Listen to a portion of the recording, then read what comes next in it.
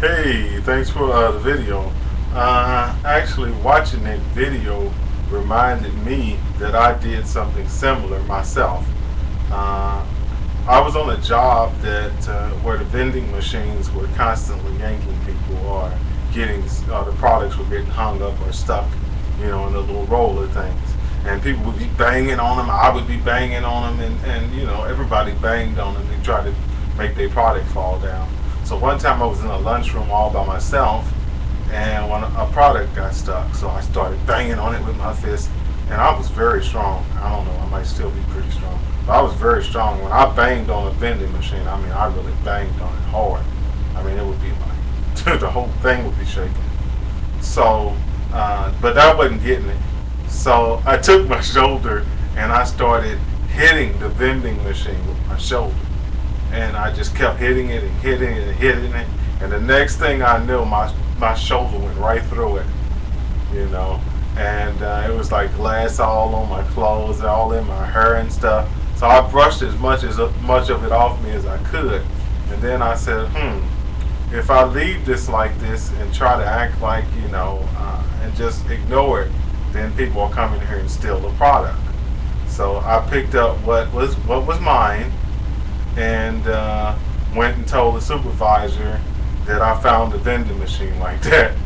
So they never knew that I was the one that broke it, since I was in the lunchroom all by myself.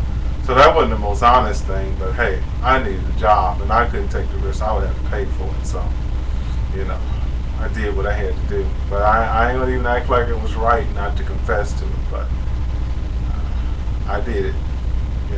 Lord forgive me. But also, I was, and another incident was I was working on another job, and I was trying to learn how to use the forklift, and I couldn't quite get it down. I was just really struggling learning how to, operate the forklift, and somehow I lost control of the forklift, and I couldn't get it to stop. I mean, I couldn't figure out how to hit the brake or whatever. I was really out of my league trying to drive a forklift. I was having fun driving it around and everything, but I just wasn't, as smooth on it, or I wasn't as good on it as I should have been. So I was trying to find the brake and everything, and I just couldn't find it. The next thing I know, the forks of the forklift went right through the walls of a storage shed, of an inside like storage shed, a storage area thing.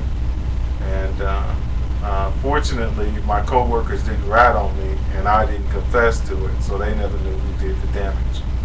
So that was another time that I did something and got away with it. And then my last incident that I'll recount, I was at the same place, and I was using an electric hand jack, and I was pulling a hand jack behind me, an electric pallet jack, and I lost control of that, and I jumped out of the way, so it wouldn't crush me against the wall, which it was headed for. Now, luckily for the company, they had put up these metal like barriers to protect the walls, the doorways or whatever, from impact from, like, for instance, somebody losing control of an electric pallet jack. So the pallet jack hit the barrier and, bent it, knocked it all out of place, but it didn't do any damage to the wall.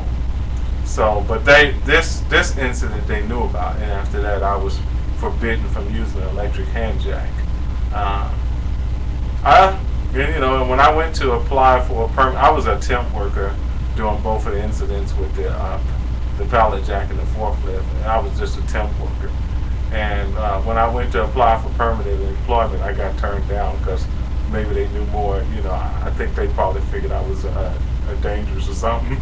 So let me hear your stories about workplace accidents you have had. Please make videos or comments or whatever, but I really prefer response videos, because I'm not the only workplace screw up type person out there. I know that other people have had workplace accidents or have been screw ups on jobs. So let me hear your stories. Take care. Bye bye.